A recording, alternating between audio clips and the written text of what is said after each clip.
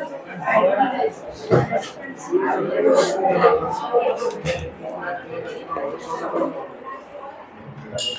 Morning everyone.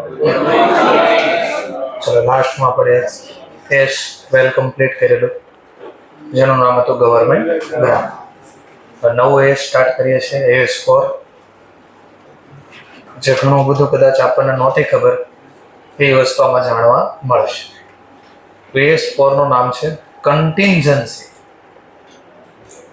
And event occurring after balance sheet date. આખું છે event occurring after balance sheet date but approve by appropriate authority. આખું નામ આવું છે, શોર્ટમાં એટલું લખ્યું છે contingency and event occurring after balance sheet date. અહીંયા પૂરો થઈ ગયો શબ્દ, પણ આની પછી આગળ વાંચશું ત્યારે ઓર શબ્દ આવશે, after balance sheet date but before approve by appropriate authority.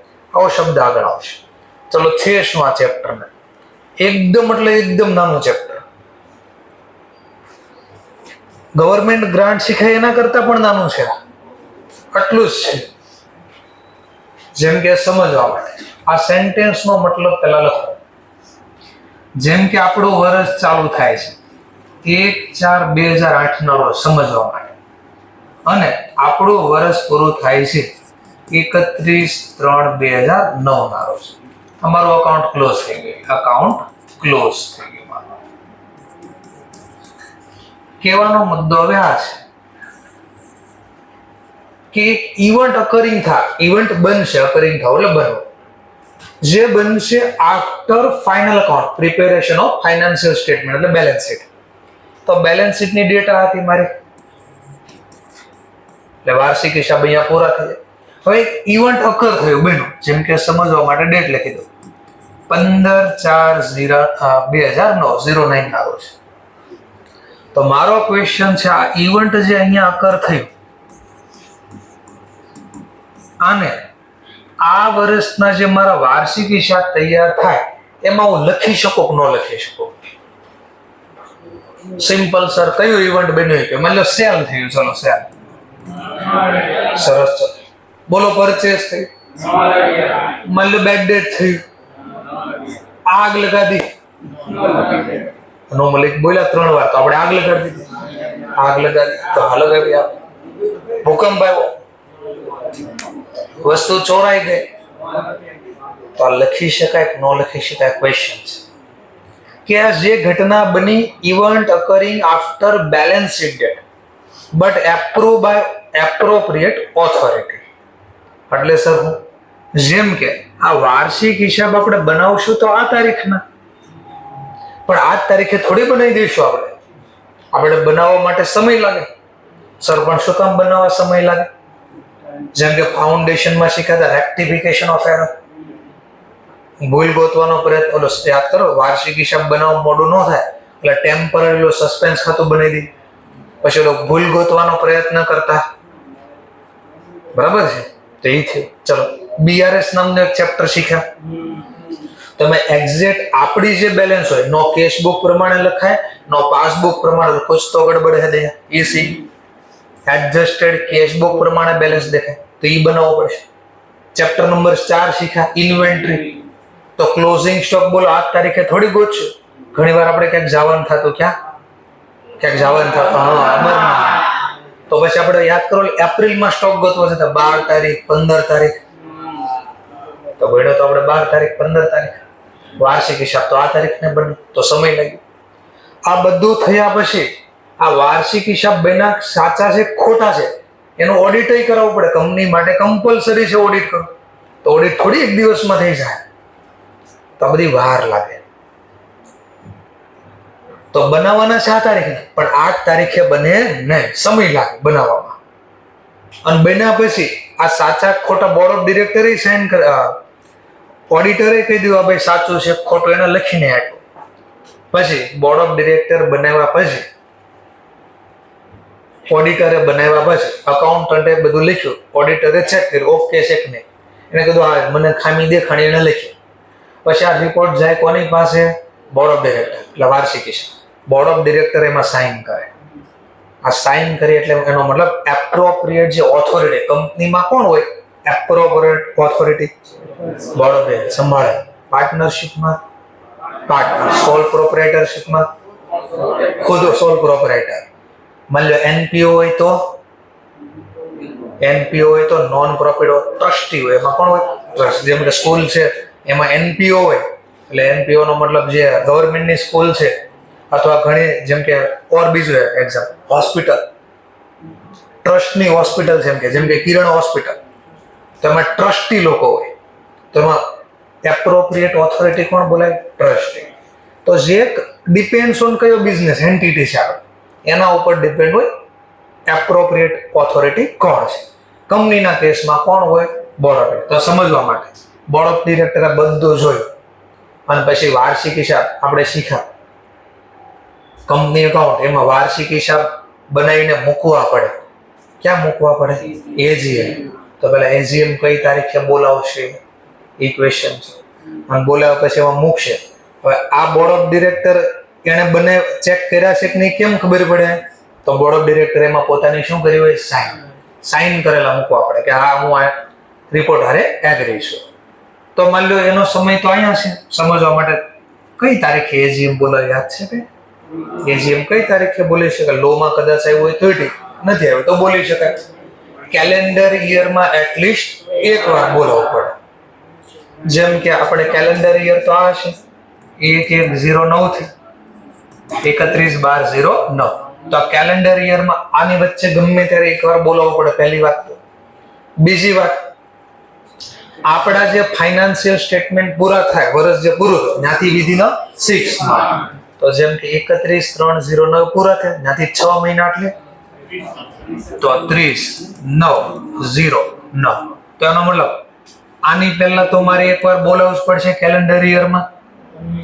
ઓર પછી ત્રીજી કન્ડિશન, પ્રીવિયસ જે આપણે એજીએમ બોલાવી ત્યાંથી 15 મંથનો મેક્સિમમ ગેપ હોઈ શકે, એનાથી વધારે ન હોઈ શકે. જેમ કે સમજવા માટે મેં પ્રીવિયસ એજીએમ બોલાવી હતી, સમજવા માટે 1 એપ્રિલે તો ત્યાંથી 3 મહિના એડ કરી દેવાની. તો 30 જૂન આવી ગયા એપ્રોક્સ.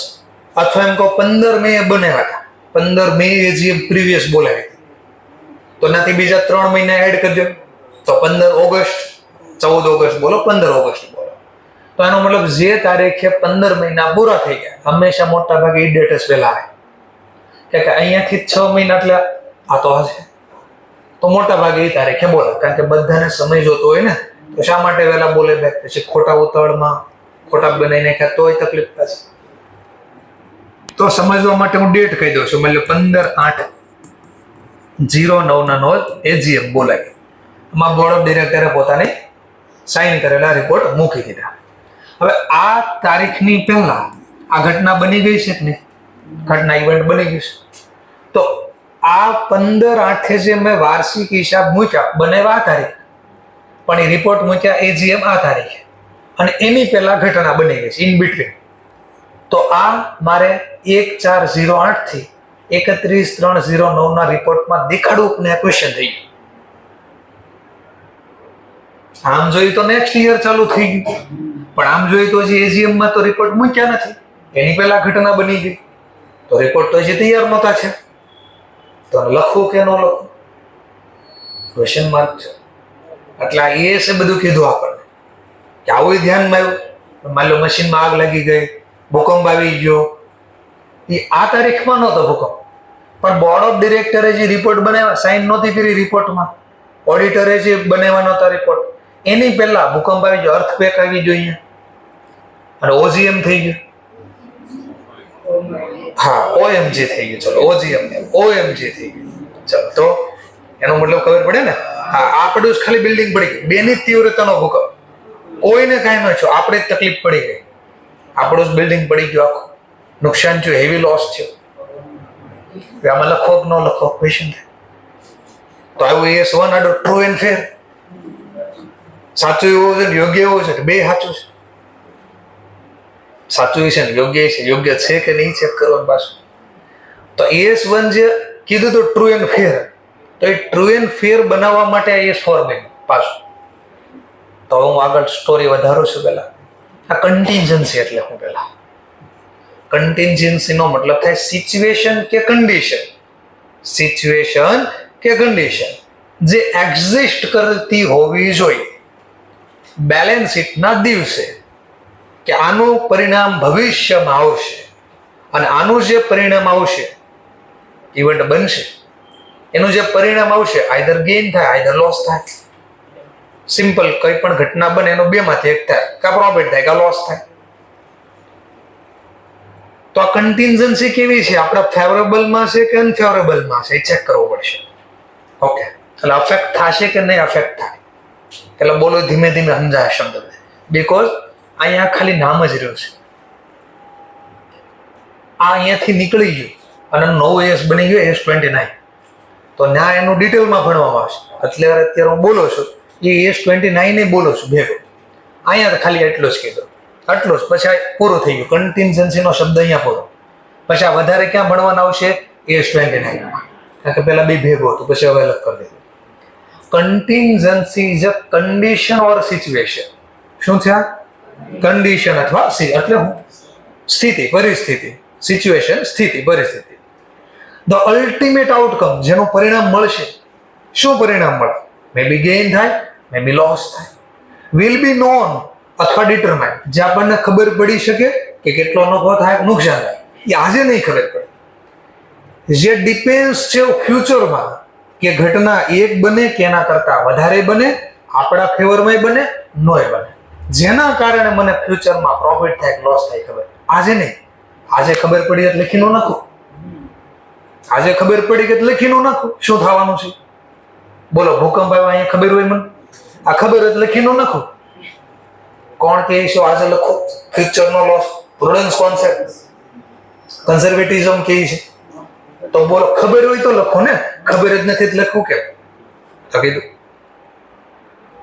કે આ ગેઇન થાય કે લોસ થાય વિલ બી નોન, ખબર પડશે અથવા નક્કી કરી શકાય only on the occurrence or non. કા ઘટના બનશે પણ ખરા, મે બી નોય બને, એક બને અથવા એક કરતા વધારે બને. અને આ જે ઘટના ફ્યુચરમાં બનવાની છે એ કેવી હોવી પડે?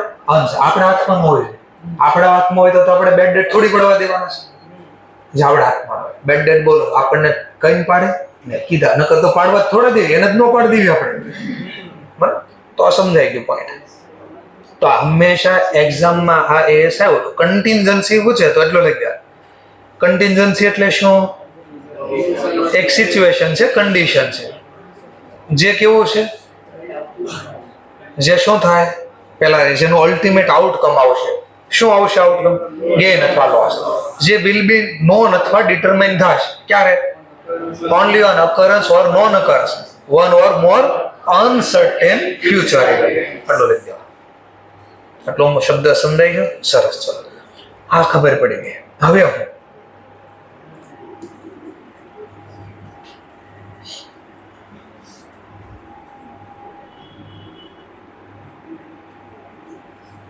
તો કન્ટિન્જન્સી કોને કહેવાય થોડી ખબર પડી પહેલા.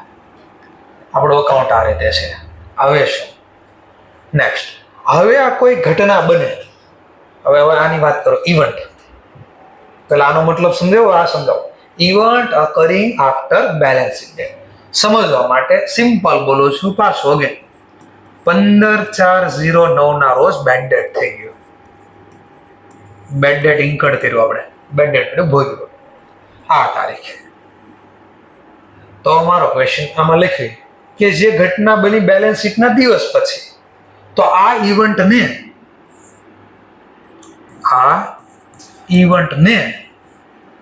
ચોપડામાં એટલે 31/3/09 ના વાર્ષિક હિસાબમાં લખી શકાય કે ન લખી શકાય? પહેલો ટોપિક. તો જવાબ આવશે આપણો લખી પણ શકાય, નોય લખી શકાય. આ જવાબ આપશે. ઈ કેમ નક્કી કરો? હવે આ એસ કે ક્યારે ચોપડામાં લખાય, ક્યારે ચોપડામાં ન લખાય. તો આ તારીખે મારે ચેક કરવું પડશે કે એડજસ્ટેડ ઇવેન્ટ છે કે નોન એડજસ્ટિંગ. એડજસ્ટેડ બોલો અથવા એડજસ્ટિંગ. એડજસ્ટિંગ ઇવેન્ટ છે કે નોન એડજસ્ટિંગ ઇવેન્ટ છે? આ કેવું ઇવેન્ટ હશે? આ એડજસ્ટ નો મતલબ ચોપડામાં લખો, એટલે બેલેન્સ શીટમાં લખવાની વાત કરે છે. ફાઇનાન્શિયલ સ્ટેટમેન્ટમાં લખો. અને નોન એડજસ્ટિંગ નો મતલબ બેલેન્સ શીટમાં ના લખો તમે. ઓકે, તો પાછો ક્વેશ્ચન દે, ખબર કેમ પડશે પણ સર એડજસ્ટિંગ છે નોન એડજસ્ટ? તો ચેક કરવા, આ જે ઘટના બની આ બેલેન્સ શીટના દિવસે એની કન્ડિશન સિચ્યુએશન એક્ઝિસ્ટ કરતી હતી? કન્ડિશન એક્ઝિસ્ટ હતી કે ભવિષ્યમાં આ ઘટના બનવાની છે એવું કઈ હતું મારા પાસે? કોઈ એવા સંજોગો હતા? જો ખબર પડી આ સંજોગો હતા તો એડજસ્ટિંગ કહેવાય. જો સંજોગો નહોતા, આ સિચ્યુએશન આવી કોઈ હતી જ નહીં, બેડ ડેટ પડશે, આવું કઈ હતું જ નહીં સમજવા માટે.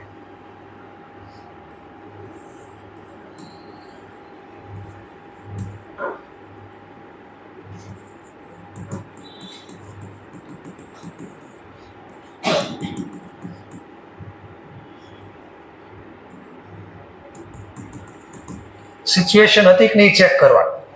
જો 31/3 આપણને એવું લાગતું હતું કે આ થવાનું છે, આવું થવાનું છે, તો ભવિષ્ય નુકસાન આજે લખવું પડે. એટલે તો આપણે બેડ ડેટ પ્રોવિઝન કરતા. જો આ તારીખે 31/3 આપણને ખબર હતી બેલેન્સ શીટના દિવસે કે 15 તારીખે, એટલે કે નેક્સ્ટ 2-4-6 મહિનામાં બેડ ડેટ પાડવાનો જ છે, આવું આપણને અહીંયા ખબર જ હતી, તો કન્ડિશન એક્ઝિસ્ટ જ હતી કે આવું થવાનું છે. અને આવું થવાનું તો ફ્યુચરમાં લોસ થાય, તો ફ્યુચરનો લોસ આજે મારે એડજસ્ટ કરવો પડે. એડજસ્ટ કરવું એટલે બેલેન્સ શીટમાં લખો. બસ એટલું જ છે, ધેટ્સ ઓલ, પૂરું. આટલું કામ કરવાનું છે. થોડું પાછું ડિટેલમાં લઈ દઈશ. ખબર પડી આવું કઈ હતું જ નહીં, એને કોઈ દિવસ કોઈના પૈસા બાકી જ નહોતા રાખ્યા, અને આવું તોય થઈ ગયું, બેડ ડેટ પડી ગઈ. તો બોલો અહીંયા મને કઈ શંકા હતી પૈસા નહીં દે? નહીં, છતાં બી તો મને ખબર જ નહોતી પૈસા નહીં દે, તો ચોપડામાં લખું જ કઈ રીતે? તો કેવું ઇવેન્ટ થઈ ગયું? નોન એડજસ્ટિંગમાં પાછું જો. બેલેન્સ શીટમાં તો નહીં લખો, કોઈ વાંધો નહીં. ચલો બેલેન્સ શીટમાં નહીં લખો, બેલેન્સ શીટમાં ન લખો એનો વાંધો નહીં, પણ AS1 કહે છે ડિસ્ક્લોઝર આપો, ટ્રુ એન્ડ ફેર રાખો બધે. તો ધ્યાનથી જોજો. ચલો આ બેલેન્સ શીટમાં તો આમ દેખાડો ડેટા 5 લાખ 31/3/09 ડેટા જોજો બરાબર 5 લાખ. ડેટર તો બનાવ્યા અહીંયા 5 લાખ. વાર્ષિક હિસાબ આ તારીખે બનાવો છો, એમાં ડેટર લખ્યા, અહીંયા બેડ ડેટ થઈ ગયો છે. હવે હું સમજવા માટે ડેટ લખો છું, 31/5/09 ના રોજ એજીએમ બોલાવી બોર્ડ ઓફ ડિરેક્ટરે. બોલો, બોર્ડ ઓફ ડિરેક્ટરને ખબર છે બેડ ડેટ થઈ ગયો 15/4. તો ટ્રુ તો છે, ફેર નથી કે ભાઈ 5 લેવાના છે. સાચી વાત છે, 5 લેવાના છે, પણ મળવાના છે કેમ નથી મળવાના? ના પડી દીધી. તો બોલો, તમને હું ડેટરના નામથી લખું અહીંયા તો તમે શું સમજો? અને નીચે કઈ પ્રોવિઝન નથી કર્યું મેં, તો આનો મતલબ તમને શું થાય? કોઈ શંકા જ નથી, 5 લાખ પૂરા મળશે, જે રૂપિયા નથી મળવાનો આપણને. એટલે ટ્રુ તો હતું, ફેર હતું નહીં. તો તમને કેમ ખબર પાડી કે ટ્રુ છે ને ફેર હવે બનાવો કેમ? ટ્રુ તો છે, ફેર કેમ બનાવો? ફેર કેમ બનાવો? તો કીધું કે આ જો નોન એડજસ્ટ આવું હતું નહીં, બેડ ડેટ પડશે એ કોઈ શંકા નહોતી, છતાં બી બેડ ડેટ પડી ગયું. એટલે કેવું ઇવેન્ટ કહેવાનું? આ નોન એડજસ્ટ. તો નોન એડજસ્ટિંગ ઇવેન્ટનું શું કરવા? તો આમાં 2 કેસ.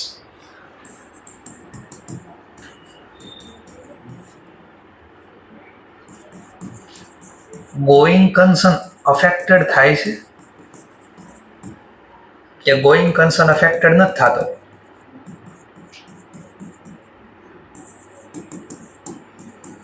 આ ચેક કરવાનું. જો ખબર પડી ગોઈંગ કન્સેપ્ટ અફેક્ટ નથી થતો, એટલે હું પેલા ગોઈંગ કન્સર્ન એટલે હું AS1 માં શીખ્યા ભવિષ્યમાં બિઝનેસ આપણો ચાલુ રહેવાનો.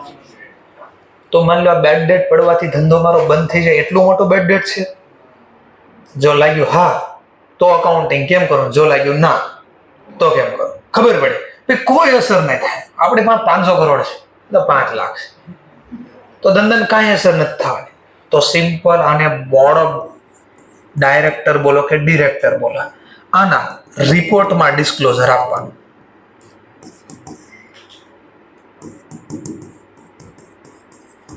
તો આ ઘટના ક્યાં દેખાડી દેવાની આપણે?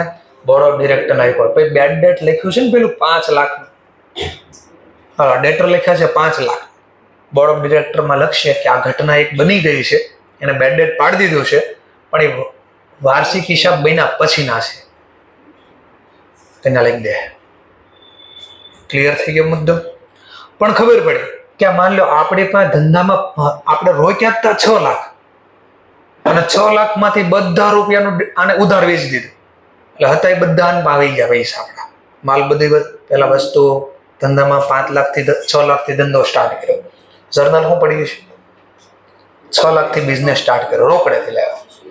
Cache account debit to capital, તો બેલેન્સ શીટમાં કેપિટલ બોલતો હશે, આ બાજુ કેશ આવ્યા અથવા બેંક. અને રોકડેથી માલ ખરીદી લીધો 6 lakh. Purchase account debit to cash, તો કેશ વહી ગયા, પરચેઝ આવ્યો. પરચેઝ ને બધું ખરીદ્યું, બધું વેચી નાખ્યું, એટલે પરચેઝ ગાયબ થઈ ગયું, સેલ થઈ, ઉધાર વેચ્યો બધું, તો ડેટર એકાઉન્ટ ડેબિટ ટુ સેલ, એટલે પરચેઝ સેલ કેન્સલ થઈ ગયું સામસામે. આટલું સમજાઈ ગયું. અને સેલ નું શું બની ગયું? ડેટર. આ 6 લાખ રૂપિયાના ટોટલ ખરીદી, એમાંથી 5 લાખના તો ડેટર છે. તો બોલો આપણે બધા પૈસા ઇન શોર્ટ ક્યાં આવી ગયા? ડેટર પાસે આવી ગયા. અને આને હાથ કરી દીધા ઊંચા, જય કોંગ્રેસ. કોઈના દીધાય નથી ને તમારા બાકી રાખવાના થતા નથી, આવું કહી દીધું આપણે. તો બોલો હવે ધંધો ચાલુ રાખી શકીશ? નહીં. મારો જો આટલું મોટો આ લોસ હોય જેનાથી ગોઈંગ કન્સર્ન અફેક્ટ થઈ જાય છે, તો આવા કેસમાં મારે ઓલ અકાઉન્ટિંગ, વોલ અકાઉન્ટ મારે need to prepare liquidation basis, liquid basis અથવા લિક્વિડેશન બેઝિસ. એટલે હું સર લિક્વિડ બેઝિસ નો મતલબ, લિક્વિડ નો મતલબ તરલ, તરલ નો મતલબ આ જે બધું વેચાય છે બધી એસેટ, અને બધાને જેને ચૂકવવાના તો માર્કેટ ભાવે બધું લખવાનું, બધી એસેટ કરંટ માર્કેટમાં જે પ્રાઇસ ચાલતી હોય લખવાની. લાયબિલિટીમાં આજે હું આને ચૂકવવાના થાય આજને તો હું કેટલા આપીશ એ ભાવે બનાવવાનું, એટલે લિક્વિડેશન બેઝિસ બન્યું. કે કયા બેઝિસ? લિક્વિડ. એટલે બધો લોસ ઓટોમેટિક લખાવવા પડે, એટલે ધંધો જ બંધ થઈ જાય, આગળના વર્ષે ચાલુ જ નથી રહેવાનું. બેલેન્સ શીટ ક્યારે બનાવાય? એની પહેલા બેલેન્સ શીટમાં એસેટ સાઇડ જે લખવી છે, કઈ એસેટ લખતા મને જો ને? Fix asset, current. Fix asset કોને કહેવાતી? જેનો બેનિફિટ, ધંધો જ બંધ થયો, બેનિફિટ છે. સમજાણો મુદ્દો? તો કયા બેસિસ બનાવવું પડે? લિક્વિડેશન બેઝ. કારણ કે આવતા વર્ષે કોઈ લાભ જ નથી મળવાનો, ધંધો જ બંધ કરી દેવાનો, લિક્વિડ બેઝિસ બનાવો. એનો મતલબ બધી એસેટ આજે વેચાઈ જાય તો કેટલા આવશે? NRV, નેટ રિયલાઇઝ વેલ્યુ લખો. અને બધી લાયબિલિટી આજને આજ દઈ દો તો મારે કેટલા દેવા થાય, એટલે ઓટો પ્રોફિટ લોસ બધો આજે જ ખબર પડે. ફ્યુચરનો લોસ આજે લખવો પડે, ઓટોમેટિક લખાઈ જાય. બસ હવે જેટલું બોલીશ ને એમાં આજ બોલ્યા કરીશ. આવા તમારો અકાઉન્ટ, આટલું કામ કરવાનું છે આમાં. આ ચાર્ટના ફોર્મમાં સમજાવી દીધું. તો તમારે હું ચેક કરવાનું, ધ્યાનથી જોજો. હવે જેટલું આવશે આને યાદ રાખવાનું છે તમારે.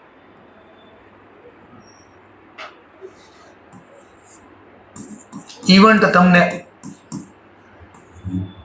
ક્યારની આપી આ ચેક કરવાની છે. ઇવેન્ટ ક્યારની? હવે આ તારીખે ઘટના બને તો આપણને ખબર જ હશે ને, તો કન્ડિશન તો હતી 31/3 પહેલા કોઈ ઘટના બની, માની લો ચોરી થઈ ગઈ 31/3 પહેલા, તો આપણને ખબર છે ને ચોરી થઈ, તો આજે હું લખી દઈશ અકાઉન્ટિંગ એડજસ્ટિંગ ઇવેન્ટ થઈ ગઈ. પણ મને અહીંયા ચોરી નો આપી, અહીંયાથી અહીંયા એટલે હું sir after balance date but before approve by board. એનો મતલબ બોર્ડ ઓફ ડિરેક્ટરે સાઇન કર્યા પહેલા. બોર્ડ ઓફ ડિરેક્ટર માની લો આ તારીખે સાઇન કરી, એપ્રુવ બાય. એજીએમ ને બદલે બોલી દો, એજીએમ કદાચ ગમે એ ડેટ આપે, બોર્ડ ઓફ ડિરેક્ટરે સાઇન અહીંયા કરી. આ ખાસ જોવાનું, સાઇન ક્યારે કરી, બોર્ડ ઓફ ડિરેક્ટરે સાઇન આ તારીખ. અને એની પહેલા ઘટના બની એવો ટોપિક આપ્યો, તો પાછું જોવાનું આ જે ઘટના બની ઈ બનવાની સંભાવના, કન્ડિશન એક્ઝિસ્ટ કરતી હતી બેલેન્સ શીટના દિવસે, આવું થવાનું છે. જો આપણને ખબર હતી તો એડજસ્ટિંગ બોલો, તો વાર્ષિક હિસાબમાં પ્રોવિઝન કરીશ. નહોતો કઈ આવું બનવાનું દેખાતો જ નહોતો, તો કેવું કહેવાય? Non adjust. એમાં ચેક કરવાનું કે આ ઘટના ભલે પછી બની, પણ એટલી મોટી ઘટના તો નથી ને કે આપણે આખા વાર્ષિક હિસાબ જ ન બનાવે, એનો મતલબ ધંધો બંધ કરવાનો થાય. ગોઈંગ કન્સર્ન અફેક્ટ થઈ ગયો. જો ગોઈંગ કન્સર્ન અફેક્ટ છો તો કયા બેસિસ બનાવો? લિક્વિડેશન બેસિસ બનાવો. જો ગોઈંગ કન્સર્ન અફેક્ટ નથી થતો તો માત્ર બોર્ડ ઓફ ડિરેક્ટરના રિપોર્ટમાં ડિસ્ક્લોઝર. જો અમાઉન્ટ નક્કી થતી તો અમાઉન્ટ હારે આપો, અમાઉન્ટ નક્કી નથી થતી તો તમારે એને ફેક્ટ ડિસ્ક્લોઝર કરો. આવું ક્યાં આવ્યું હતું ES1 માં? તો સર હું નાના બધે પોઈન્ટ દે? નહીં, નાના આપણે ES1 માં શીખ્યું મટીરિયાલિટી ઇફેક્ટ આપતું હોય. ઓલ સિગ્નિફિકન્ટ ઇવેન્ટ જે આપણને કેવી અસર આપતું હોય, મટીરિયાલિટી, એનું ડિસ્ક્લોઝર આપવાનું. નાની ઘટના બની થોડી દેવાની છે, નકર અકાઉન્ટિંગ જ કર્યા કરશું આપણે. અને બહુ બધું વાંચવાનું આપીને તો ઇમ્પોર્ટન્સ કાંઈ ન રહે. મટીરિયલનું ઇમ્પોર્ટન્સ શા માટે છે? એટલે 9 સ્લાઇડ હું એક દિવસે એનો સ્લાઇડ કરી મૂકો છું. શું કામ? કારણ કે તમે જોશો તો બુક ઇન્સ્ટિટ્યૂટની બુકમાં બહુ બધું વાંચવાનું થાય, પણ મેં મટીરિયલમાં હું કામનું હોય એટલું તરત આપી દીધું કે ઝડપથી આ ચેપ્ટર આખું પહેલા સમજાઈ જાય. તો મહત્વ ક્યારે રહ્યું? ઇન્સ્ટિટ્યૂટની બુકનું જ મેં આપ્યું છે, કે ઘરનું તો આપ્યું નથી. આમ છતાં આ કેમ પહેલા માંગો છો? કારણ કે એમાંથી જે કામનો હોય તરત મળે. એમનું નકરું બધું વાર્ષિક હિસાબમાં લખ્યા જ કરું. 1000 પેજની રિપોર્ટ આપી દો તમને, કેટલા વાત છે કોઈ નહીં. પણ આમાં જે કામ નો તો એટલું જ આપો, 10 પેજમાં આપો તો બધા જો એકવાર સમજાય ગયું. એટલે કીધું ઓલ સિગ્નિફિકન્ટ આપો. આટલા શબ્દ હમણાં હવે રિપીટ થવાના છે. ઓકે, આ પૂરું, આટલું જ છે તમારું. IAS તમને આખો સમજાઈ દીધું. એટલે આટલા પોઈન્ટ છે તમારા. આ ચાર્ટના ફોર્મમાં સમજાઈ દીધું. ઓકે,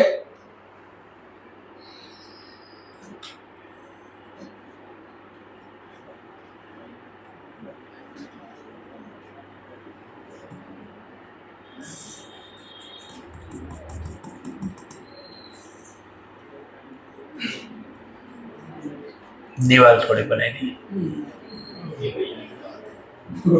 નહીં નથી તોડવાની ભાઈ. ઓકે, લો એટલે ખબર પડી કે ઇવેન્ટ કેવું છે ચેક કરવાનું છે આપણે. ઓકે, બસ આટલું જ છે કામ પર. That's all. હવે વાંચીએ. ચલો હવે હું જો વાંચો પહેલા. કન્ટિન્જન્સી એટલે કે કન્ડિશન ફોર ઇવેન્ટ એટલે ઘટના. જ્યાં ઘટના બનવાના છે એના કોઈ સંજોગો, પરિસ્થિતિ વોઝ એક્ઝિસ્ટ કરતી હતી બેલેન્સ શીટના દિવસે. જો જવાબ મળ્યો હા, તો આ event should be adjusted in a balance. તો એ જ મેં લખ્યું છે કે બેલેન્સ શીટના દિવસે કન્ડિશન ઇવેન્ટની એક્ઝિસ્ટ કરતી હતી. હા, તો કેવું ઇવેન્ટ? એડજસ્ટિંગ. ક્યાં દેખાડો? બેલેન્સ શીટમાં. ચલો, જવાબ મળ્યો ના. કન્ટિન્જન્સી એટલે કે સંભાવના જે હતી ઇવેન્ટ બનવાની, એ એક્ઝિસ્ટ કરતી હતી બેલેન્સ શીટના દિવસે. જવાબ મળ્યો ના. કે ભાઈ એવી કોઈ કન્ડિશન, આ ઇવેન્ટ બનવાનું છે એના કોઈ સંજોગો મને બેલેન્સ શીટના દિવસે દેખાતા હતા નહીં. તો આ કેવું ઇવેન્ટ કહેવાય? Non existing. આ નોન એક્ઝિસ્ટિંગ એટલે બે ટોપિક આવશે. જો ગોઈંગ કન્સર્ન ઇફેક્ટ થાય છે, then entire all accounting need to prepare on a liquid અથવા liquidation basis with adequate disclosure. કે ભાઈ હું આ શા માટે અકાઉન્ટિંગ હું આમ બનાવું છું liquid basis? તો જો ગોઈંગ કન્સર્ન ઇફેક્ટ નથી કરતો તો disclosure in board of director report. તો આજે તો એને મેં ચાર્ટના ફોર્મમાં આખો લઈ લીધો. ઓકે, ધ્યાન આપતા પાછો કહીશ. ઇવેન્ટ માની લો કોઈ બન્યું પણ ખરા, event occurring after balance sheet date are those, એ કેવા હોવા જોઈએ? ધોઝ સિગ્નિફિકન્ટ, મહત્વના હોવા જોઈએ. નાના બનેનું કાંઈ કામ નથી. Both favourable and unfavourable. પણ આ ઇવેન્ટ જે બને એ એટલું મહત્વનું હોય, પછી આપણા ફેવરમાં હોય તો ભલે, નો ફેવરમાં હોય તો. એટલે સર આપણા ફેવરમાં એટલે એનો મતલબ સમજવા માટે કે આ એવી ઘટના બનશે જેના કારણે આપણને ધંધાને ફાયદો થતો. એવી કોઈ આપણા તરફેણમાં ઘટના બની ગઈ, જેમ કે લોટરી લાગી ગઈ, તો ફેવરેબલ કે મતલબ ભૂકંપ બિલ્ડિંગ પડી ગયું, અનફેવરેબલ. એટલે ફેવરેબલ પણ હોઈ શકે, અનફેવરેબલ, સિગ્નિફિકન્ટ હોવો જોઈએ. ચાલો, જો ફેવરેબલ એ પણ કામ પૂરું થઈ ગયું. કેમ આવ્યું તમારું પ્રુડન્સ કોન્સેપ્ટ? હું કે ફ્યુચરનો પ્રોફિટ આજે પાર્ટિસિપેટ ન થાય, ક્યારે થાય? ફ્યુચર. તો પ્રોફિટ તો હું કોઈ દે આજે લખવાનો જ નથી, અકાઉન્ટિંગ જ નહીં આવે ટૂંકમાં. ક્લિયર? તો વધ્યું કયું? અનફેવરેબલ, જે આપણે ભવિષ્યમાં નુકસાન થતું હોય એવા ઇવેન્ટ લખવાના આવશે. એમાં બેમાંથી ક્યાં લખવું એ તમારે ખાલી આપવાનું છે. ઓકે, તો લખીએ તો કે both favourable and unfavourable occurrence between ક્યારે બનવા જોઈએ? between balance sheet date, between બેની વચ્ચે, between balance sheet date and date on which financial statements are approved by the board of director. In the case of કંપનીનો case હોય તો જ board of director, પણ જો બધી અધર એન્ટિટીઝ હોય તો by the corresponding appropriate અથવા approving appropriate in case of any other entity. જેમ પહેલા એક્ઝામ્પલ આપ્યું, જેમ કે ડિપેન્ડ્સ ઓન કઈ એન્ટિટીઝ, એટલે કે પાર્ટનરશિપ, તો માં એપ્રુવલ કોણ પણ લેવું પડે? પાર્ટનર્સમાં. સોલ પ્રોપરાઇટર હોય તો સોલ પ્રોપરાઇટર જેવો એકલો માલિક. એનપીઓ હોય તો ટ્રસ્ટી. તો એક્ઝામ્પલ ને લખો એટલે લખ દે પાર્ટનર્સ, ટ્રસ્ટી, એટલે યાદ રહે આ અધર એન્ટિટી નો મતલબ શું કહેવા માંગે છે. આપણા કેસમાં તો મોટા ભાગે કંપની જ આવશે, એવું જરૂર નથી, અધર એન્ટિટી વાળો દાખલો પૂછ નાખે. ચલો, તો કોનો આપણે એપ્રુવલ લેવું પડે એ સમજાવવા માટે કે તો કંપનીના કેસમાં કોનું એપ્રુવલ લેવું પડે? એપ્રુવ બાય બોર્ડ ઓફ આ એપ્રુવ નો મતલબ હું આ બોર્ડ ઓફ ડિરેક્ટર એપ્રુવલ આપ્યું, તેનો મતલબ એપ્રુવલ ક્યારે થઈ કહેવાય? સાઇન થાય ત્યારે. બોલેલા ફોર્મમાં કોઈ દી એપ્રુવલ ગણાય નહીં. ક્લિયર મુદ્દો? સરસ. હવે એક્ઝામ્પલ તરીકે સમજાય જજો. મશીન લોસ બાય ફાયર સમજવા માટે એક ડેટ ફિક્સ રાખો છું, એક જ ડેટ, આને યાદ રાખશે. 15/4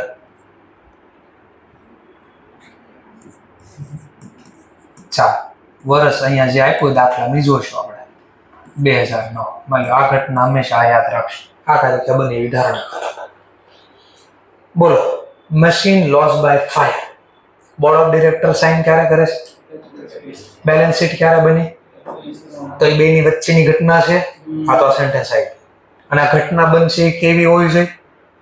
સિગ્નિફિકન્ટ. એ આપણા ફેવરમાં હોય તો એ ભલે અનફેવરેબલ હોય, ફેવરમાં હોય તો માથાકૂટ જ નથી, હશે કેવી? તો અનફેવરેબલ. ચલો, હવે અનફેવરેબલ છે. હવે ચેક કરો લખવું ક્યાં. તો બોલો, આગ અહીંયા લાગી, મશીન લોસ્ટ બાય ફાયર, આ તારીખે ઘટના બની છે. તો ચેક કરો, બેલેન્સ શીટના દિવસે આવું મને કઈ લાગતું હતું કે આગ લાગવાની છે? જો એવું લાગતું હતું કે આ ઘટના બનવાની છે, બેલેન્સ શીટના દિવસે જ ખબર હતી, તો કેવું થઈ ગયું? તો ક્યાં લખવું પડે? બેલેન્સ શીટ એટલે ફાઇનાન્શિયલ સ્ટેટમેન્ટમાં મારે ડિસ્ક્લોઝર આપવું પડે, લખવું પડે. પણ બોલો, આવું કઈ લાગતું હોય આપણને કોઈ દી, તો કોઈ દી આગ લાગવા દી નહીં.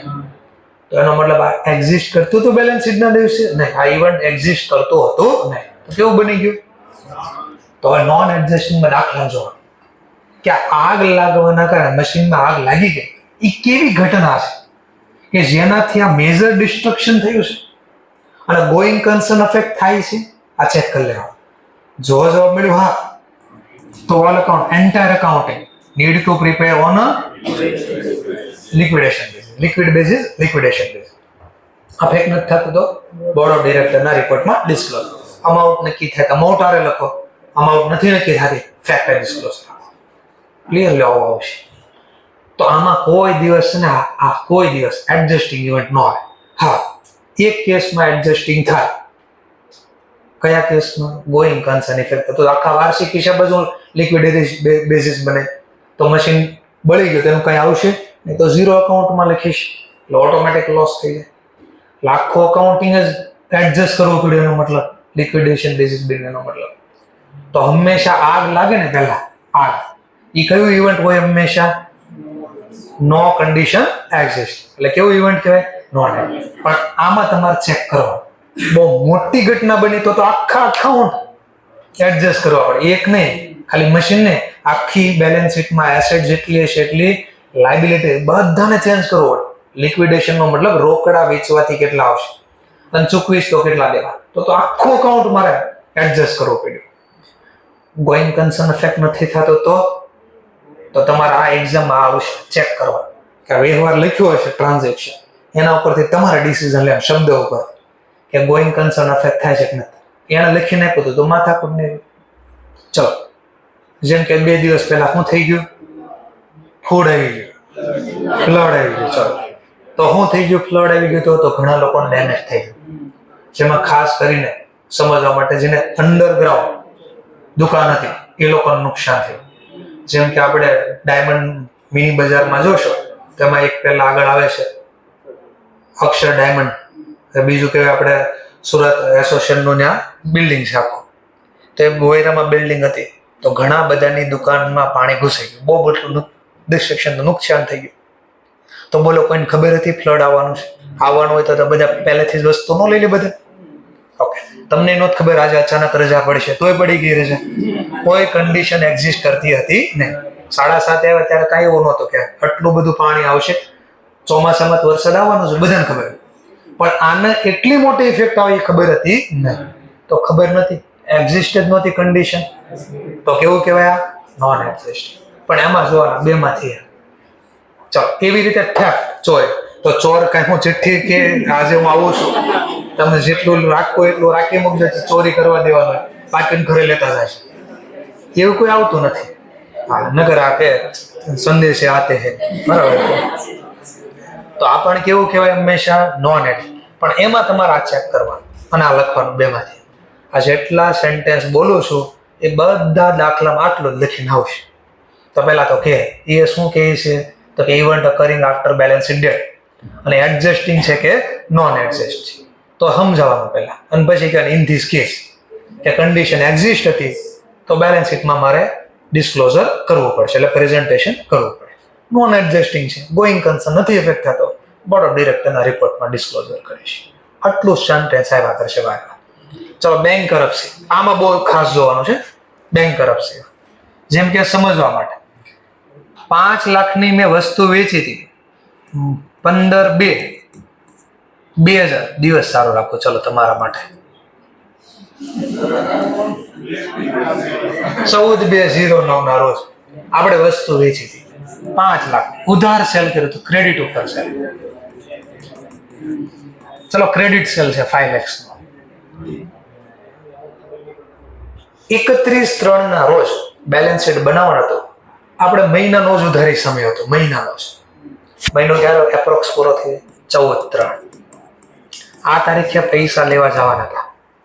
એણે કીધું 10 દિવસ આપો ને, હમણાં મંદી છે, હું આપી દઈશ. કીધું વાંધો નહીં, વર્ષોથી આને યાર ડીલ કરીએ, 10 દિવસ આપીએ, એમાં શું વાંધો. 10 દિવસ આવ્યા. એણે કીધું ઓર એક 10 દિવસ ટ્રાય કરી જુઓ તમે, હું આપી દઈશ પાક્કો. બસ 10 દિવસ આપ્યા, ઓર 10 દિવસ એ કરો, એમાં હું વાંધો છે તમને? આપણે વાંધો નહીં, ચાલો 10 દિવસ ઓર આપ્યા. ધ્યાનથી જોજો. 31/3 પૈસા મળ્યા નથી. બેલેન્સ શીટની ડેટ તો આવી ગઈ, પૈસા મળ્યા નહોતા. અને એને બેડ ડેટ આ તારીખે પાડી દીધો. બેંક કરપ્શન નો બેડ ડેટ થઈ ગયો. હવે તમારે મને ચેક કરીને કહેવાનું આ એડજસ્ટિંગ છે કે નોન એડજસ્ટિંગ. નોન એડજસ્ટિંગ કેમ? આપણે સામેથી 10 દિવસ આપીએ છીએ અને આપણને કોઈ શંકા હતી? જો શંકા 10 દિવસ આપી કોઈ દી નહીં, તો આપણે કોઈ ઘટના પડશે એવી સંભાવના દેખાતી જ નહોતી, એટલે તો સમય આપ્યો છે. તો આને કેવું કહેવાય? નોન. પણ હવે ધ્યાનથી જોજો. 14/3 પૈસા લેવા ગયા, એને કીધું 10 દિવસ આપો. આપણે 10 દિવસ આપ્યા. એપ્રોક્સ કઈ તારીખ આવી ગઈ? એને કીધું 2 દિવસ આપો. ઓર 2 દિવસ આપ્યા, 26. એને કીધું ઓર 2 દિવસ આપો. આપણે ગયા 28 દિવસ, 28 તારીખે પૈસા લેવા ગયા. એટલે એને દાંત દેખાડ્યા. શું દેખાડ્યા દાંતમાં? ખબર પડી ગઈ ને તમને? એને એમ કીધું કોને પૈસા જોતા છે? મેં કીધું હું લેવા, મારે જોતા હોય. તો એને કીધું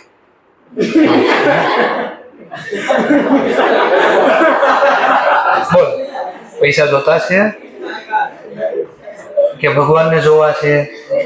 બોલ કઈ વસ્તુ પહેલા જોઈ છે? પૈસા પહેલા જોવા છે, ભગવાનને જોવા છે? બોલ શું બોલીશું? પૈસા. સરસ. આમાંથી જે બે બોલે છે હમણાં 2 મિનિટ પછી મોકલી આપવાના, હમણાં આઈડિયા આવશે. 2-4 ઠોકો ફટાફટ, એટલે આઈડિયા આવી જાય પૈસા લેવાય કે ન લેવાય.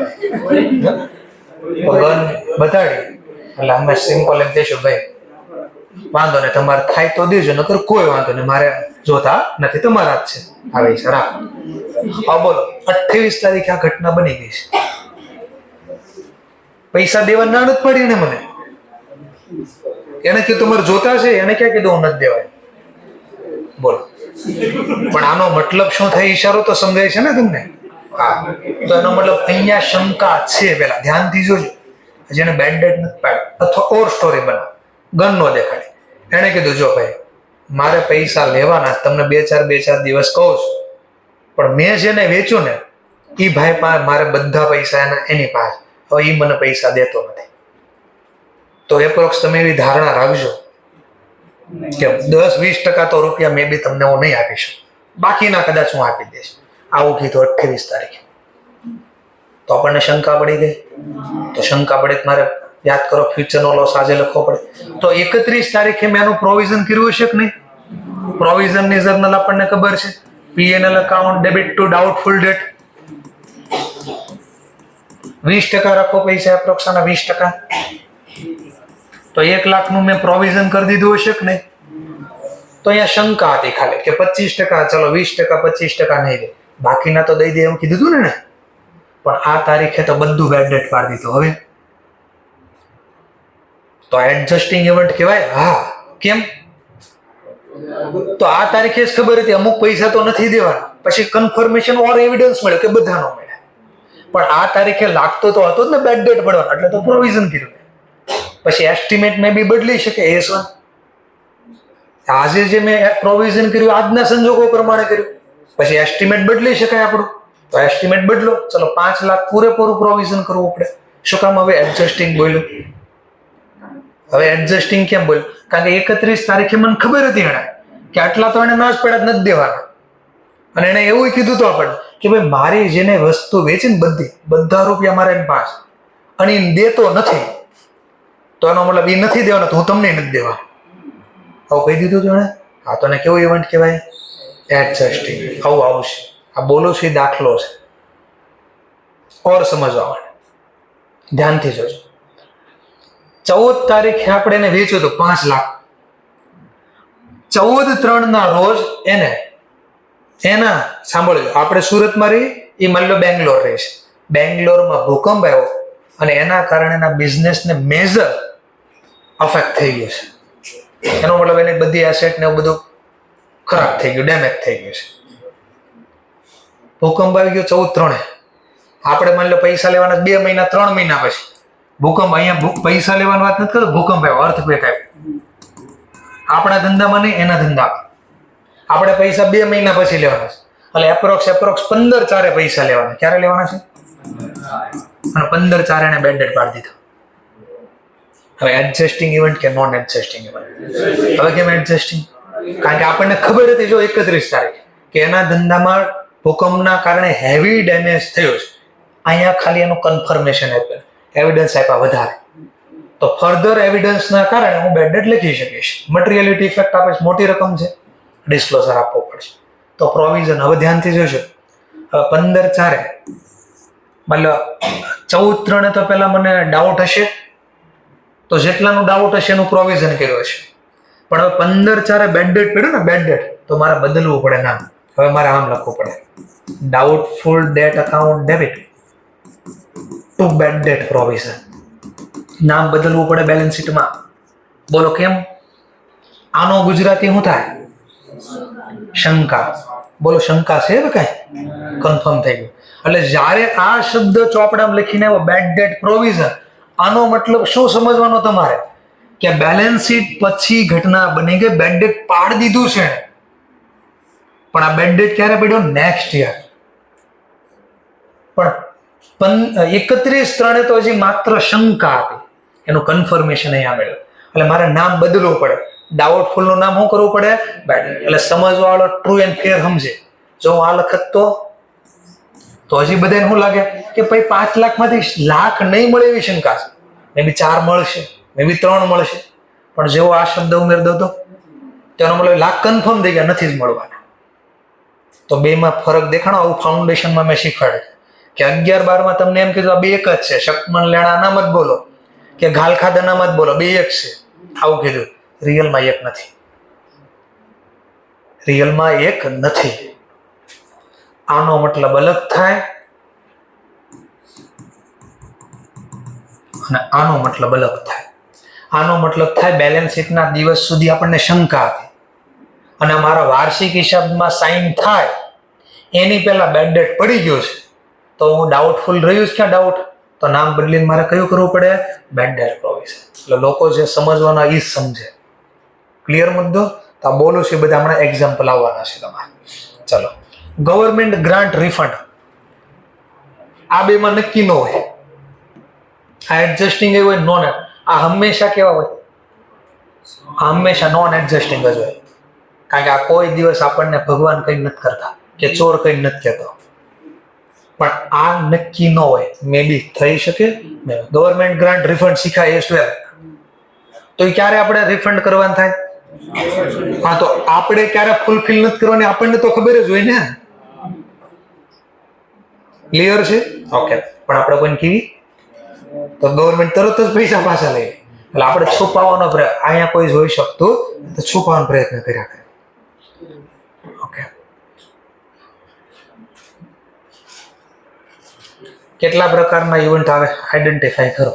તો હમણાં લખી જ દે. એડજસ્ટિંગ, નોન એડજસ્ટિંગ ઇવેન્ટ ક્યાં એડજસ્ટ કરજો? ફાઇનાન્શિયલ સ્ટેટમેન્ટ એટલે P&L, બેલેન્સ શીટ ને ટ્રેડિંગ જે આવતું હોય.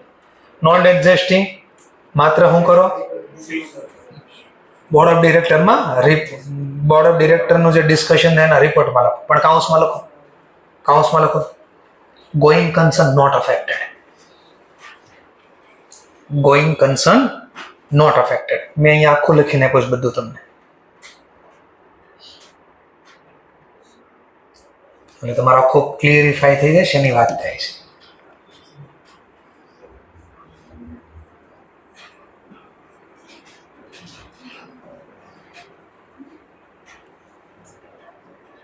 ચલો, હવે ઓર એક ટોપિક લો. માની લો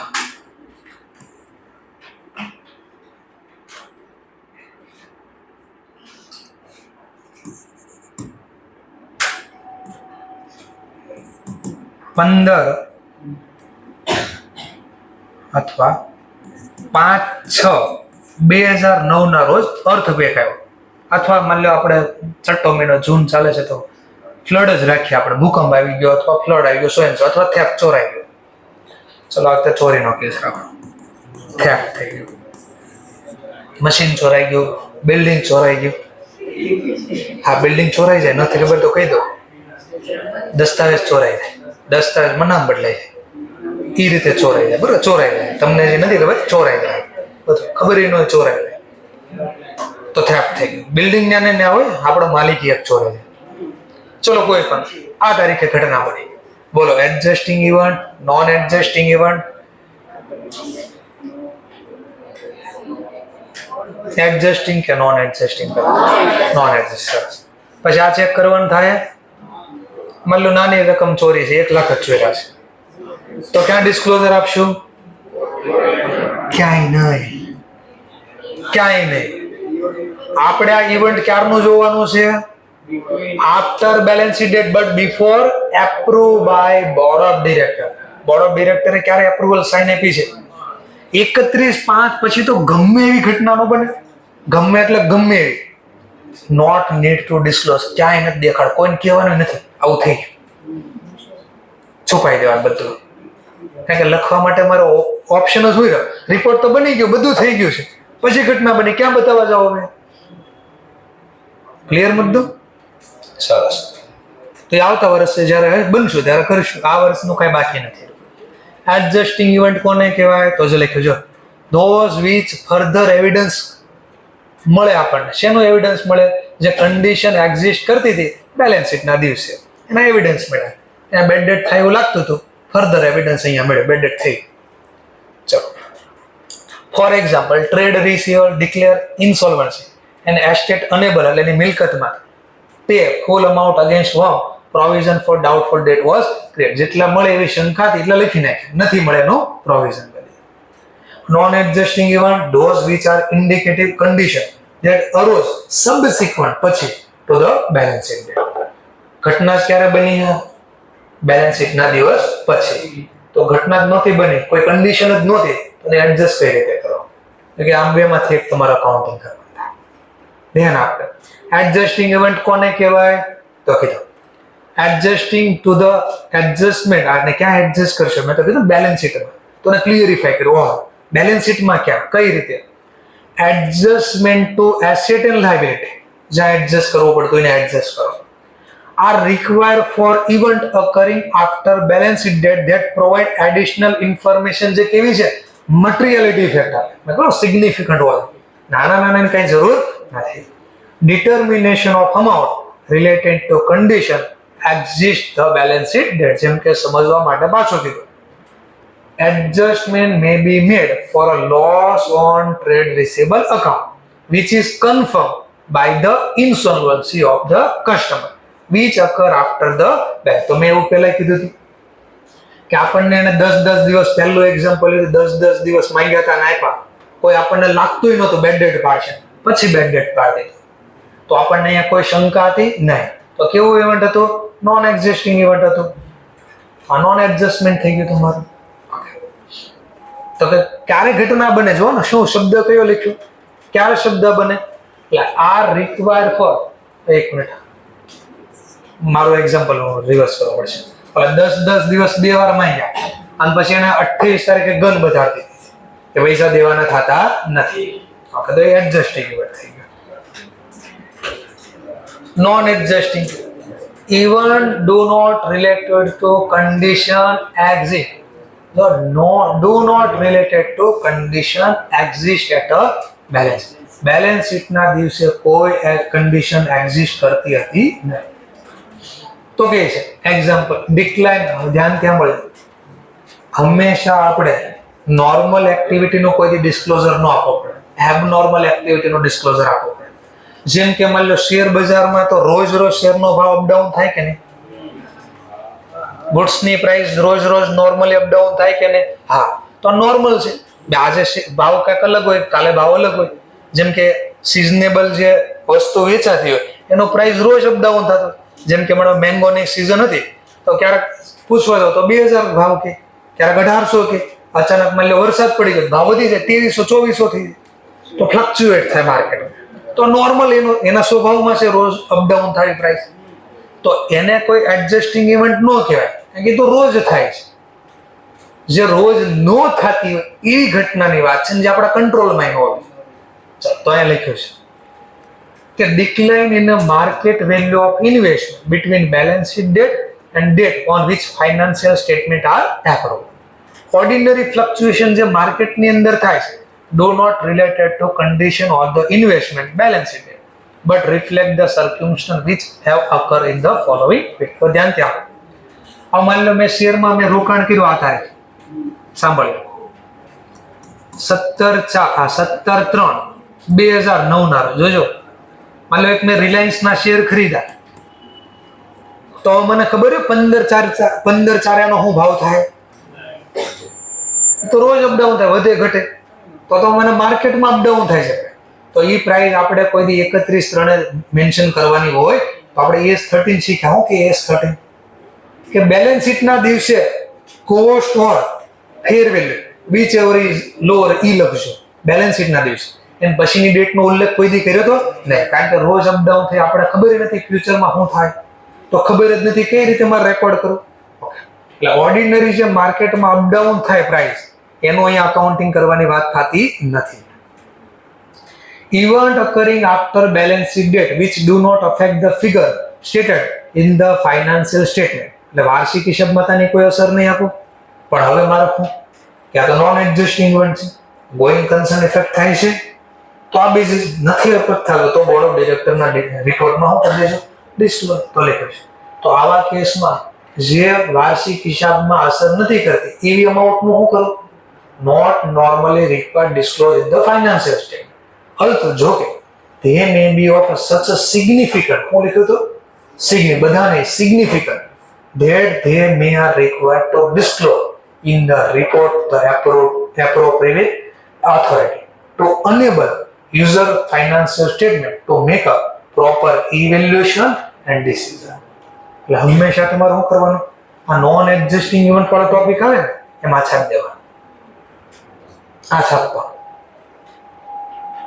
કે નોન એક્ઝિસ્ટિંગ ઇવેન્ટ ફાઇનાન્શિયલ સ્ટેટમેન્ટમાં તો પ્રેઝન્ટેશન નથી આપવાનું, તો નોર્મલી આનું મારે શું કરવું પડે, તો કે જે ધોઝ સિગ્નિફિકન્ટ ઇવેન્ટ છે ને એને મારે required to disclosure of appropriate authority શું કામ આપવું જોઈએ, તો enable user of financial statement to proper evaluation and decision right લઈ શકે એટલા માટે આ શબ્દ ખાસ છાપવાનો.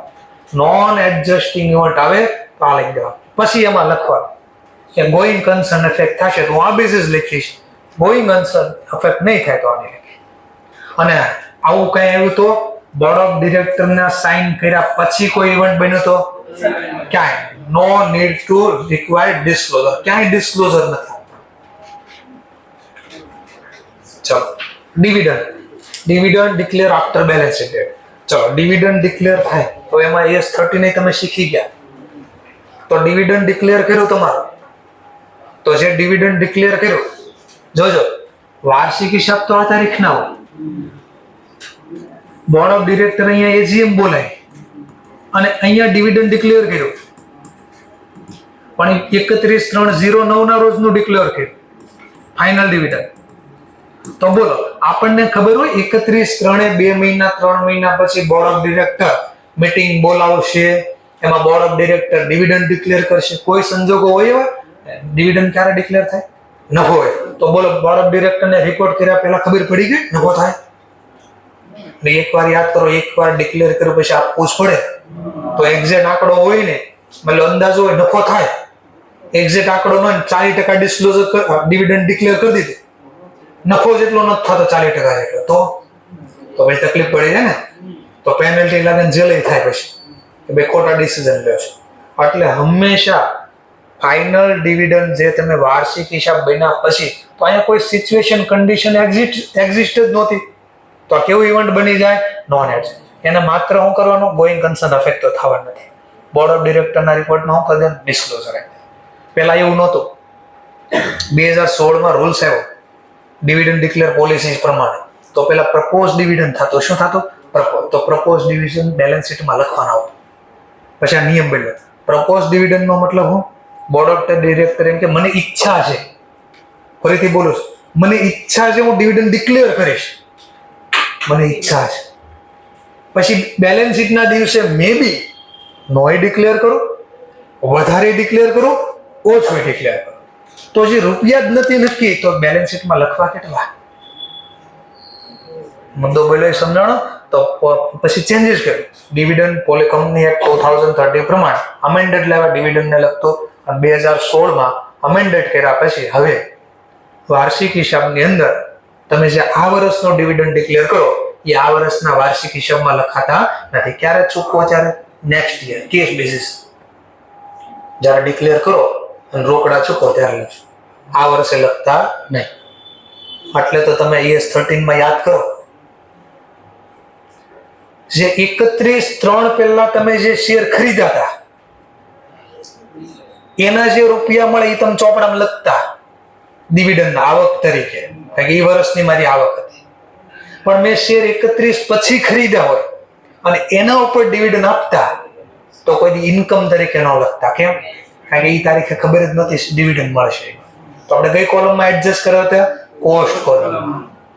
ક્લિયર મુદ્દો? તો લખ્યું છે not recognize as a liability.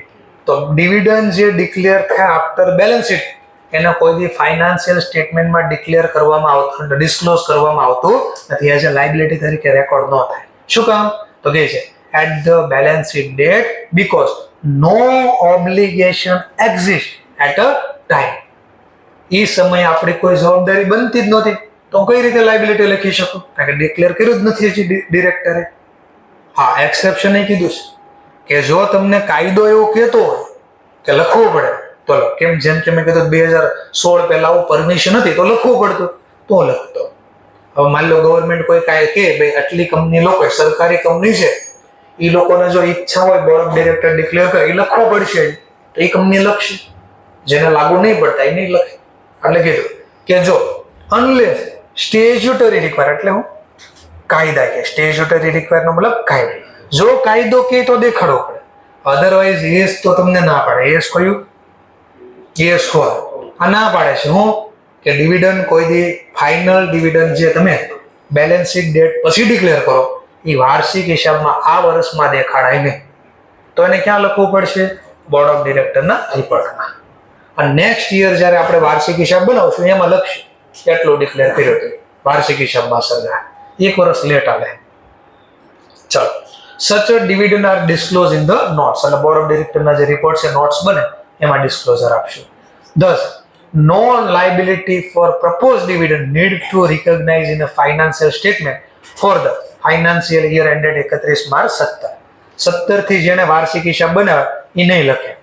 તો તમે તો સર 16 કરે છે ને, પણ નીચે such a proposed dividend are to be disclosed in the notes as per company accounting standard. કયો તોય ભલે amended rules ક્યારે આવ્યો? 2016 માં જે નિયમ લાગુ પડ્યો તો 16 માં નિયમ બનાવે એ લાગુ ક્યારથી પડે? 17 થી. જેમ કે બજેટ બારું પડે આપણો 1 ફેબ્રુઆરી, પણ એ લાગુ ક્યારે પડે? 1 એપ્રિલ. તો નેક્સ્ટ યર થઈ ગયું ને. હા, તો અમેન્ડેડ આવ્યું 16 માં, પણ જે વાર્ષિક હિસાબ 17 થી બનાવશે હવે એ લોકો 17 ના વાર્ષિક હિસાબમાં કોઈ દિવસ ડિવિડન્ડ ને બેલેન્સ શીટમાં દેખાડતા નથી. તમે જેટલી ચેપ્ટર 4 શીખી ગયા બરાબર છે, કન્સોલિડેટેડ ફાઇનાન્શિયલ સ્ટેટમેન્ટ શીખ્યા, અમલગમેશન શીખ્યા, એમાં ક્યાંય તમને લાયબિલિટી સાઇડ ડિવિડન્ડ દેખાડે? Propose dividend. અનપેડ ડિવિડન્ડ હતો, પ્રપોઝ ડિવિડન્ડ ક્યારે નથી. ઓર એક એક્ઝામ્પલ આપો, સાંભળો. પ્રેફરન્સ શેરનો ડિવિડન્ડ અને ખાસ બોલવે સાંભળો, એક ચેપ્ટર ઓર શીખ્યા, ઇન્ટરનલ રિકન્સ્ટ્રક્શન. એમાં તમારું પ્રેફરન્સ શેરનો ડિવિડન્ડ ક્યાં તો બેલેન્સ શીટમાં કયા ટાઇટલ નીચે? કરંટ એસેટના ટાઇટલ નીચે કે લોંગ ટર્મના ટાઇટલ નીચે? યાદ કરો. પ્રેફરન્સ શેરનો ડિવિડન્ડ નીચે લખતા હવાલામાં કન્ટિન્જન્સીના નામથી લખતા યાદ કરો. Preference share dividend in arrear. In arrear આવો શબ્દ હતો. 3 વર્ષનો ડિવિડન્ડ બાકી હતો એરિયરમાં. કેમ બેલેન્સ શીટ 3 વર્ષમાં બાકી હોય તો બેલેન્સ શીટમાં ન લખવું જોઈએ ચૂકવવાના બાકી? નહોતા લખતા. કેમ? કારણ કે ત્યાં કન્ડિશન હતી, આગળ સ્ટાર માર્ક હતો. શું સ્ટાર હતો? નફો થાશે તો. નફો થાશે તો આપશે. તો કન્ડિશન વાળી જવાબદારી બેલેન્સ શીટમાં ન હોય. બેલેન્સ શીટમાં તો કઈ જવાબદારી હોય છે? કન્ફર્મ થઈ ગઈ હોય અથવા શંકા હોય. સમજાય છે મુદ્દો? તો આ જે દિવસે હું કમાઈશ ને ડિક્લેર કરીશ ને એ દિવસે લખી ત્યાં સુધી બેલેન્સ શીટમાં ફૂટનોટ્સમાં દેખાય. બોર્ડ ઓફ ડિરેક્ટરના રિપોર્ટમાં નોટ્સમાં ડિસ્ક્લોઝર આપે કેટલું ડિવિડન્ડ મારું એરિયરમાં છે, નફો થશે તે દિવસે હું એને ચૂકવીશ આપીશ. એટલે આ ચાર્ટના ફોર્મમાં ચાર્ટ થોડો અધૂરો છે. આખો ચાર્ટ અહીંયા પૂરો થઈ જાય. શું કહે છે? ઇવન્ટ ઓકરિંગ આફ્ટર બેલેન્સ શીટ. જો એવિડન્સ ઓફ સચ અ કન્ડિશન એક્ઝિસ્ટ કરે છે બેલેન્સ શીટ તો એને કેવું કહેવાય? અને આને શું કરવું પડે? એસેટ કે લાયબિલિટી એટલે બેલેન્સ શીટમાં ડિસ્ક્લોઝર આપવું પડે. એટલે અસર આપવી પડશે મારે. Disclosure in the financial statement is a required. તો હું તો કહું છું બેલેન્સ શીટમાં લખવાનું. એસેટમાં આવતી હશે તો એસેટમાં, લાયબિલિટીમાં આવતી તો લાયબિલિટી. જો કોઈ એવિડન્સ એક્ઝિસ્ટ નથી કરતા બેલેન્સ શીટના દિવસે કેવું ઇવેન્ટ કહેવાય? Non attach. તો એને બેલેન્સ શીટમાં ક્યાંય દેખાડવાની જરૂર નથી. જો એરો દેખાડે ના દેખાડે તો એને ક્યાં દેખાડો? ગોઈંગ કન્સર્ન અફેક્ટ નથી થતો તો રિપોર્ટમાં આપો. ગોઈંગ કન્સર્ન અફેક્ટ થાય છે તો આ બે છે. તો એ જો ચાર્ટના ફોર્મમાં પાછળ લખ્યું પાછું એક્સેપ્શન રૂલ્સ કે જો event indicating going concern assumption inappropriate એટલે હવે લાગુ પડવાનો નથી. ઇનએપ્રોપ્રિએટ અયોગ્ય થઈ ગયો નિયમ. તો આવા કેસમાં કે event occurring after balance sheet should be adjust even if it does not reflect any condition exist on a balance. તો આ તો સેન્ટેન્સ અહીં આવ્યું. no evidence exist on the balance sheet date. તો એ સેન્ટેન્સ અહીં આવ્યું કે ભલે તમારે આ કોઈ કન્ડિશન રિફ્લેક્ટ નહોતી થતી બેલેન્સ શીટના દિવસે તો પણ કે છે ઇફ ઇવેન્ટ ઇઝ અ સચ ટુ ઇન્ડિકેટ એવું દેખાડે છે કે that fundamental accounting assumption of going concern is no longer appropriate. કે હવે રહ્યો નહીં આ going concern, expire થઈ ગયો. In a such a case, entire account need to prepare on a liquidation basis with a adequate disclosure. અને ઓર એક exception માં કોણ આવ્યો? Proposed dividend also exception. આને પણ ક્યારે મારે વાર્ષિક હિસાબમાં દેખાડવાનો નથી. અને આ તો ભલે કે આ તો નોન એડજસ્ટિંગ જ છે, પણ આવું ઘટના એવી બની છે જે હશે તો નોન એડજસ્ટિંગ, પણ આપણા ગોઈંગ કન્સર્ન અફેક્ટ થઈ ગયા છે, એટલે આખા વાર્ષિક હિસાબ જ મારા લિક્વિડ બેસિસ, એટલે બધું જ એડજસ્ટ કરવું પડશે. એટલે હોય નોન એડજસ્ટિંગ પણ બની જાય એડજસ્ટિંગ. બધું વાર્ષિક હિસાબ બનાવશો આ રીતે. લો આટલું તો આઈએસ, આટલું યાદ રાખવાનું છે તમારે.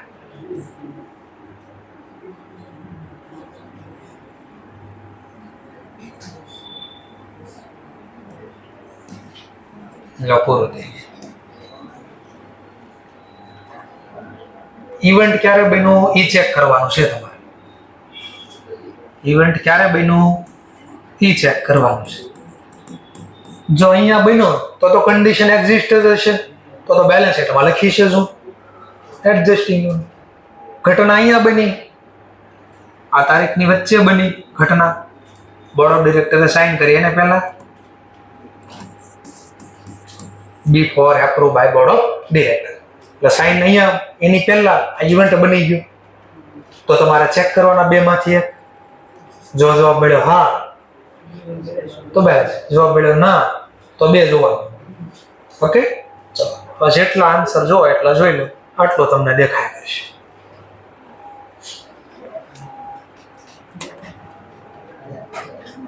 ચલો સમય પણ પૂરો થઈ ગયો છે આપણો. ઓકે, 5-7 મિનિટ છે. ઓકે, તો ઇન્સ્ટિટ્યૂટની બુક કાલે લેતા આવજો. એમાંથી ઇન્સ્ટિટ્યૂટના દાખલા પણ સોલ્વ કરશું, અને જે વારે વારે પૂછાઈ ગયેલા દાખલા છે એ પણ 2-4 જોઈ લઈશું, એટલે તમને આઈડિયા આવી જશે.